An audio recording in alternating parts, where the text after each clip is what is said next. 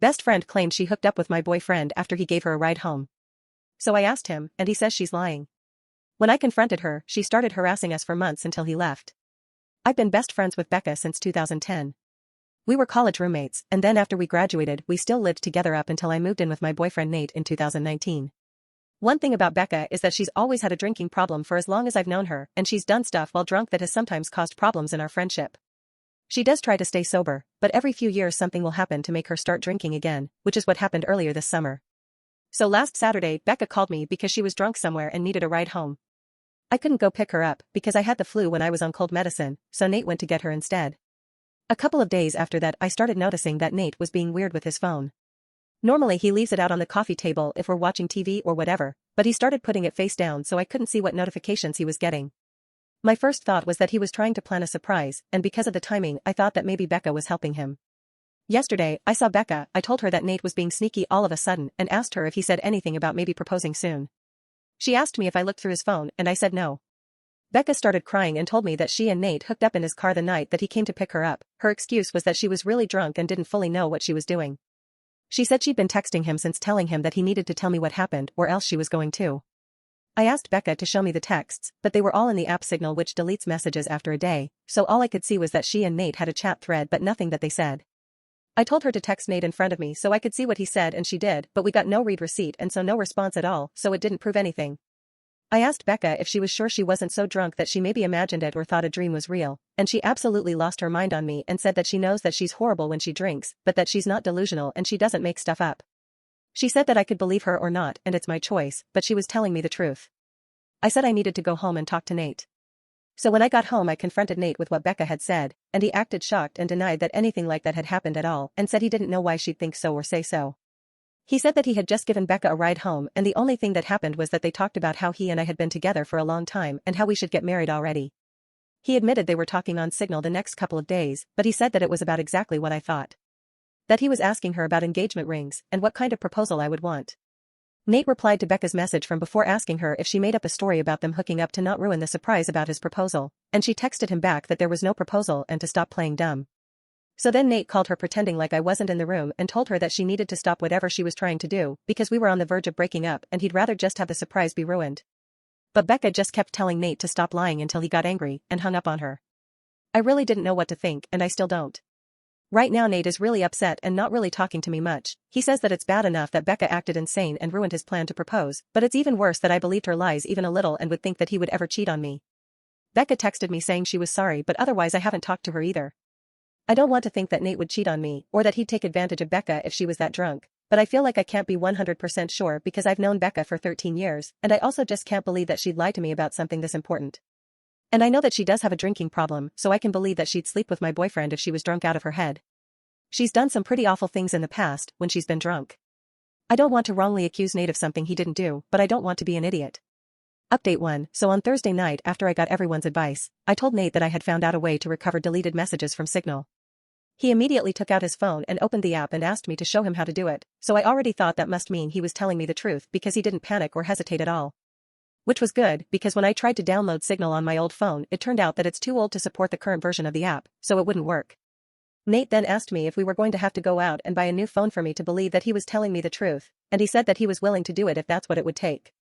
I told Nate it wasn't that I didn't believe him, I just wanted to have some proof because I just couldn't understand why Becca would lie about it. Nate said that she would lie about it because she's a crazy drunk and there's literally no way for a non-crazy person to understand why she would do anything. And once the messages proved that he didn't ever want me talking to her again. Then he said to get up, because if we were going to go to the Verizon store, we had to get there before it closed. By then I completely believed Nate anyway, so I told him we didn't have to go anywhere or get a new phone and that I believed him and I knew he didn't cheat on me and that he would never do that. Nate said that he would hope I know that and that he didn't understand why I didn't take his word for it in the first place. I started trying to explain why I didn't want to just immediately dismiss what Becca had said happened. But Nate said that he really couldn't listen to that right now. I said that was fair and agreed that I would cut Becca off, but that first I wanted to try to get her to admit that nothing happened. Nate said fine, but to call her with my phone on speaker because he thought he also deserved to hear her admit that she was lying. So I called Becca and I said the same thing to her that I said to Nate, that I figured out how to recover deleted messages on Signal. She asked me why I would need to do that, so that was when I knew for sure that she was definitely making it up and not just confused somehow. I said it was because I wanted to have proof of what she and Nate talked about. Becca asked me if I saw their messages, so I lied and said yes. After that Becca just went silent until finally I asked her if she was going to say anything. Then she asked me if that meant that we were engaged now. So then I really just lost it on her and screamed at her asking her if she was serious and what was wrong with her and how could that possibly be all that she had to say. Becca started screaming back, telling me to calm down and about how obviously I never believed her anyway because it's not like we broke up over it. I was crying by that point and because of that I couldn't really say anything else, so then Nate told Becca to go F herself and to never ever contact either one of us ever again and hung up on her. A minute later, Becca sent me a completely unhinged text that I'm quoting here verbatim, apart from changed names. Courtney. You are supposed to be my friend for life. You are supposed to be there for me. You are supposed to be my person. But then you meet Nate and now you only care about Nate. Everything is about Nate. Tell me why Nate comes to pick me up when I call you. I called you not your precious Nate.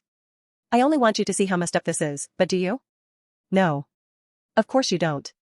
Of course you choose Nate over me like you always do, and like you always will. You pretend to care about me, but I can see you don't care. It is pathetic, Courtney. You are a pathetic woman who would choose a man over a friend. But since you can't say it yourself, I will. Since you have to have your sweet perfect little baby Nate do it for you, I will. Goodbye, Courtney. Is that what you want? Goodbye forever. I hope you got what you want. There were the 3 dots after that showing she was still typing more, but I blocked her before she sent it.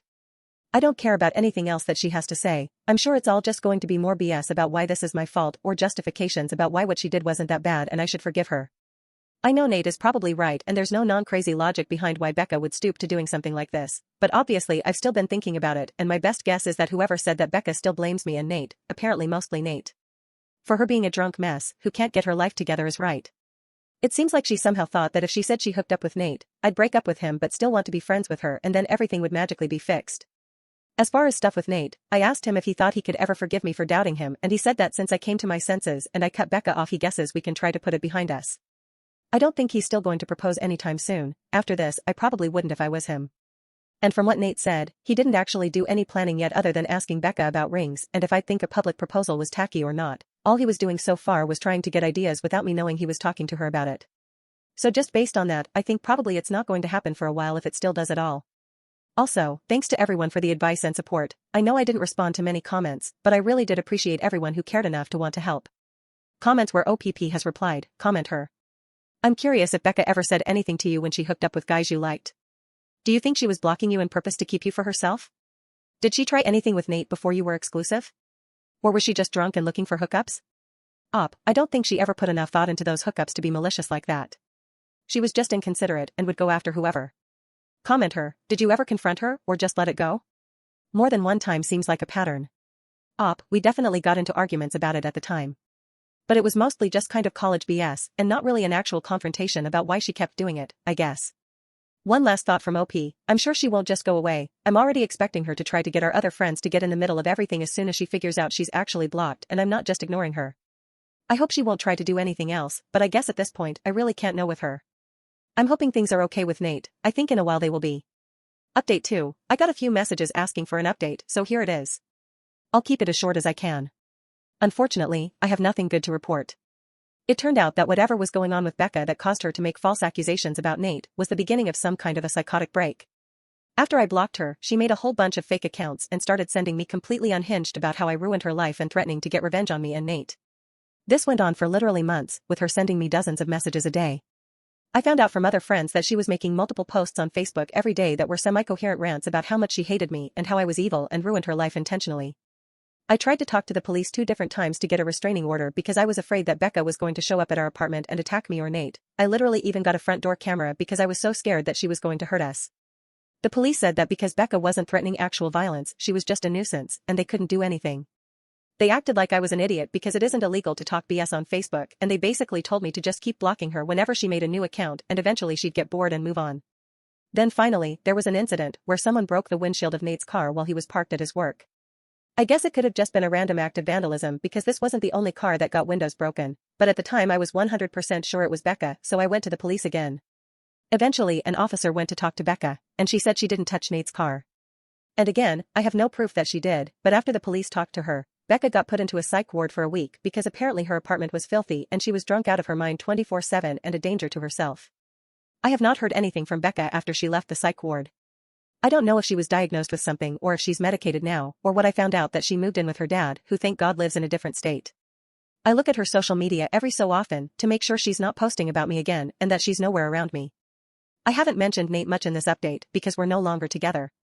He broke up with me after the windshield incident because he couldn't handle being constantly harassed by Becca, and to be honest, I don't think he ever forgave me for not taking his side immediately when everything started. It really hurt, but I can't blame him. I tried to talk to him about fixing things between us after Becca was gone, but he just wasn't interested.